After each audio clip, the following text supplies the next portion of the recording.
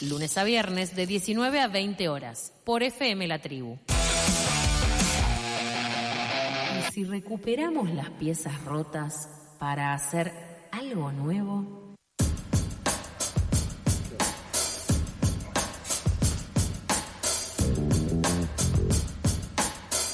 19 horas, 19 minutos, hora mágica aquí en la 88.7 o bien fmlatribu.com, que será aún más luminosa porque tendremos una muy agradable conversación con el periodista y autor de varios libros, Alejandro Fabri. Entre estos libros, Historia secreta de los mundiales, publicado en el año 2022, y el último, atención, Nueva pasión copera, sobre la obsesión por la Libertadores de los clubes sudamericanos. Todo esto pueden encontrarlo y recomendamos alejandrofabri con .com.ar. Alejandro, ¿cómo estás? Buenas noches, acá Matías te saluda.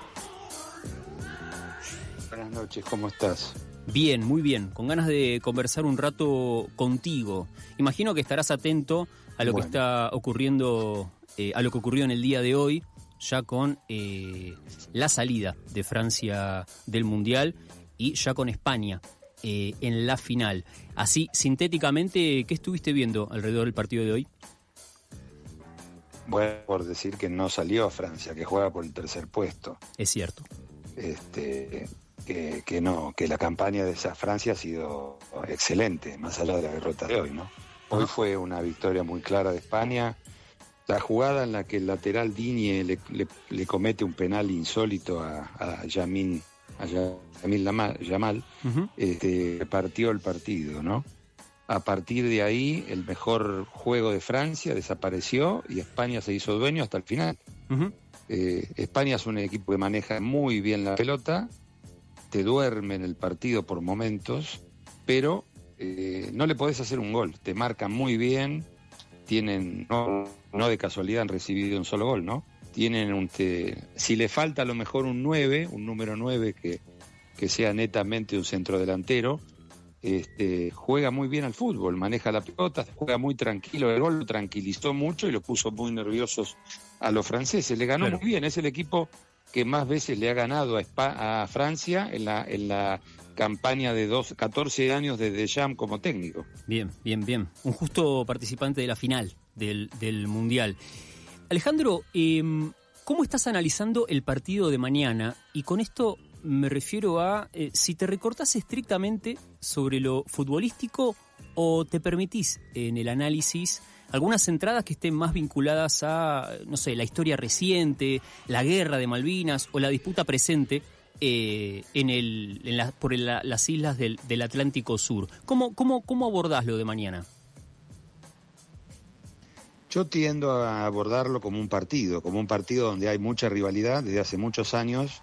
No es solamente por Malvinas. Malvinas fue el cataclismo que generó toda una corriente de odio y de bronca para la dictadura, para los ingleses, por la impotencia de lo que fue la supuesta recuperación de Malvinas, ¿no?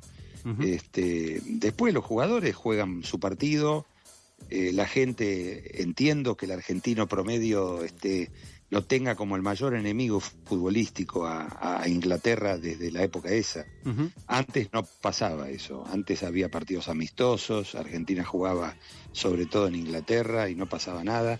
Más allá de lo que ocurrió en el 66, hace 60 años con la expulsión de Ratín, eso se fue silenciando. De hecho, después de Malvinas, Argentina le eliminó a Inglaterra en Francia en 98 e Inglaterra nos eliminó en el 2002.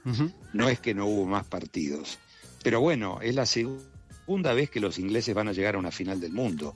No son justamente un equipo que porque inventó el fútbol o lo hizo popular, tiene una prioridad sobre los demás, ¿no? No es, fíjate que tuvieron que organizar un mundial para ganarlo, con todas las artimañas posibles. Claro. Yo digamos, no lo analizo en modo chauvinista ni ultranacionalista. Me parece que no pasa por ahí. Lamentablemente tenemos un presidente que tiene como ídolo o ídola a Margaret Thatcher, ¿no? Sí. Una señora que es una criminal de guerra porque ordenó hundir el crucero General Belgrano cuando no estaba en la zona de guerra y se estaba yendo para otro lugar del mar, lejos de las Malvinas. lamentablemente. Y después el partido es fútbol, Inglaterra tiene un buen equipo, pero no es imbatible, ni mucho menos. Argentina está por encima de Inglaterra en ese sentido, para mí. Después hay que ver mañana cómo llegan los jugadores, ¿no? Sí. Uno lo ve a Bellingham en su plenitud jugando, sí. A Kane ya se lo ve un poco más cansado. Los jugadores argentinos, Messi fundamentalmente por la edad que tiene, no puede ser el mismo de antes, pero seguro va a dejar todo. El equipo tiene problemas defensivos, los mediocampistas no son los mismos de hace 4 años. Es un partido abierto, o sea, sería más sorpresa que lo gane Inglaterra a que lo gane Argentina. Uh-huh. Estás haciendo unos contenidos, Alejandro, en YouTube contando historias de los mundiales. Y quería aprovecharte porque un poco para preparar, ¿no?, el partido de mañana. Quien ha anudado todo esto en el año 86 en México fue el propio Maradona, ¿no? Previo al partido, haciendo una arenga o dándole un contexto incluso a quienes iban a disputar el partido, al plantel, diciendo que esta era una suerte de revancha de lo que había ocurrido en la guerra de Malvinas. Es cierto que ha pasado un tiempo de eso, pero ¿es cierto toda esta situación de contexto que el Diego a sus compañeros de equipo en la previa se fue arengando de esta manera? Sí, está bien. Lo que pasa es que eso corrió por cuenta de Diego y hay que entender en qué momento fue. Fue 4 años después de terminada la guerra. Uh-huh. Digamos que fue una guerra especial porque duró muy poco. Una cosa es invadir las Malvinas cuando no hay tropas inglesas y otra pretender defenderlas cuando se vienen las tropas inglesas. Fue un intento de la dictadura de perpetuarse en el poder. ¿Qué tal si tomamos Malvinas? La gente va a estar de acuerdo y bueno, con eso gobernamos varios años más. Por suerte eso no salió bien, en ese sentido lo digo, ¿no? Después el tema de los soldados que fueron, que no conocían el mar, que tenían ropa de verano, que las propias autoridades del ejército se regodeaban torturándolos y no dándoles comida.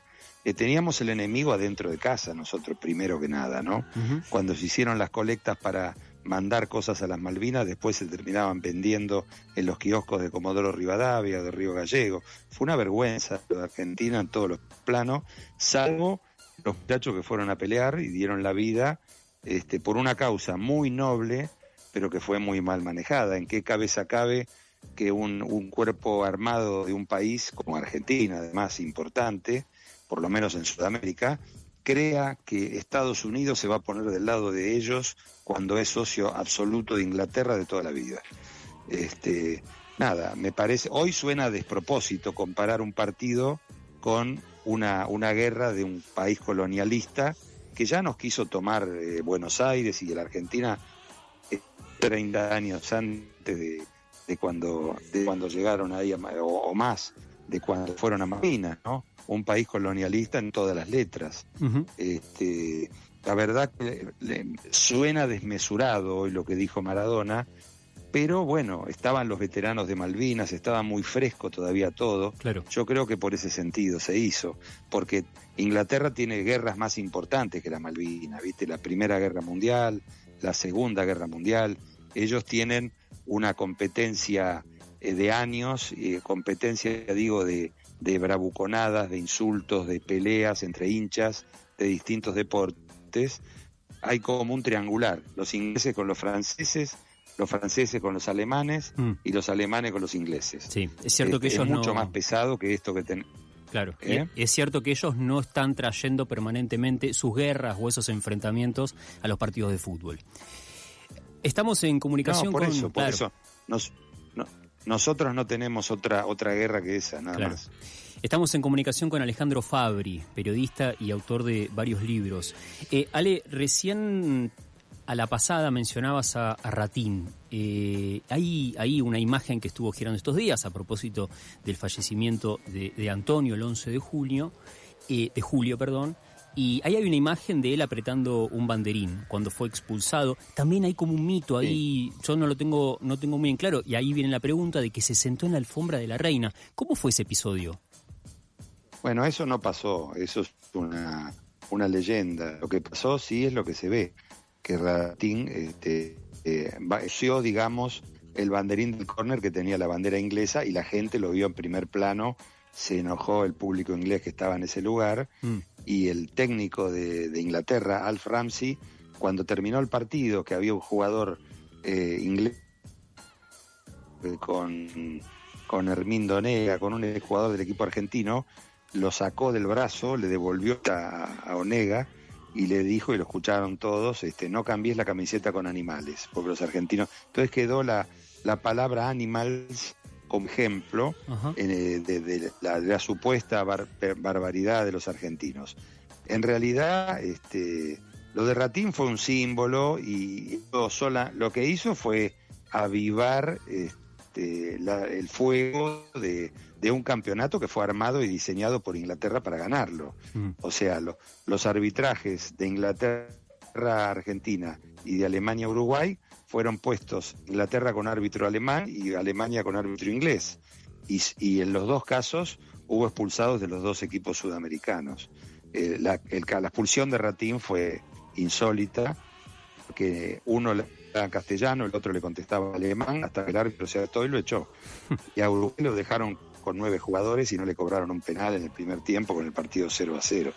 Después la leyenda de que se sentó en la almohada, en la alfombra, no hay ninguna filmación que muestre eso. Claro. Yo creo que eso no pasó, forma parte de las leyendas argentinas. Claro. Ale, la última y ya te vamos agradeciendo por este tiempo. Episodio Mundial 1994 en Estados Unidos y el famoso me cortaron las piernas. ¿Qué ocurrió ahí? ¿Qué es lo que encontraron en los estudios de Diego Maradona? Encontraron efedrina, simplemente. Estaba prohibida la droga y bueno, les salió la sanción a Diego. La efedrina estaba dentro de los envases de los frascos de supuestos suplementos dietarios que Daniel Cerrini, que era el fisicoculturista que acompañaba a Maradona, compró porque se le habían acabado los frascos que había traído de Argentina. Eran unos envases de venta libre. El problema es que este muchacho Cerrini no reparó en el detalle de que, supongamos, si los frascos tenían un color de tapa verde, él trajo los de tapa azul. Y esos de tapa azul tenían efedrina, lo tenían en envase chino. En chino efedrina se significa Mawen y decía Mawen al 6%. Y ahí se descubrió que Diego había tomado eso. Cuando Diego decía que él no había tomado nada de droga o nada de algo prohibido, lo decía de verdad, porque él creía eso, pero no en este caso que Cerrini había ido a buscar más productos a cualquier lugar de ahí de donde estaban, en Boston, y había comprado uno de los frascos que tenía así estimulantes prohibidos. Pasó eso. Después lo que no terminó de aclararse fue por qué la AFA no reclamó la contraprueba, porque se entregó el frasco con la contraprueba, siempre se toman 2 frascos, la prueba y la contraprueba, ¿no? Para chequear que sea verdad lo otro. El frasco estaba abierto y bueno, la AFA no quiso protestar. Ahí debe haber habido una apretada de Lange a Grondona y lo dejaron desamparado a Diego, es verdad eso. Bien, o sea, son un poco de las dos, un error por lo que veo nuestro y al mismo tiempo cierta animaversión para sacar a Maradona. A ver, Argentina venía de ganar el Mundial del 86 y de llegar a la final del 90. Claro. Era imposible para la FIFA pensar que Argentina iba a llegar a la final de nuevo. Tenían que hacerlo de otra manera. Bueno, salió la peor final de las mundiales entre Brasil e Italia, que fue muy malo. Terminaron empatando 0-0 y ganó Brasil por penales. Muy bien, muy bien. Bueno, y mañana entonces, por lo que contabas antes, en el partido frente a Inglaterra, tenemos algunas posibilidades de hacer alguna revancha, digamos, respecto de aquella final que nos sacaron en el 94. En el 94, bueno, pero no llegamos pasamos una fase y nada más, y nos volvimos porque perdimos con Bulgaria y con Rumania. Sí. Pero ves posible que mañana... Claro, ¿ves posible, digo, que mañana podamos superar a Inglaterra? Sí, claro. A ver, no es un super equipo Inglaterra. Ha tenido mucho al Congo, le ganó 2-1, le ganó a Noruega con lo justo. En realidad Noruega mereció mejor suerte. No es un super equipo. Argentina. Además, tenés que ponerte en el lugar de los ingleses. La verdad que los defensores, pensando, tenemos a Messi enfrente, a Julián Álvarez, a Julián Álvarez, a Lautaro, ¿no? Es un problema para ellos también, ¿viste? No es solamente que a nosotros nos preocupa Inglaterra, a ellos les preocupa mucho Argentina. Nos quedamos con eso. Alejandro, muchas gracias, che, por este tiempo. Te mandamos un abrazo grande. Dale, igualmente. Suerte.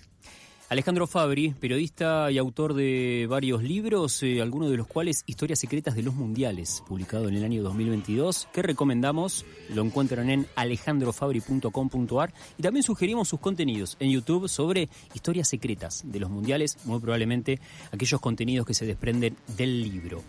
19:34, nos vamos a la tanda.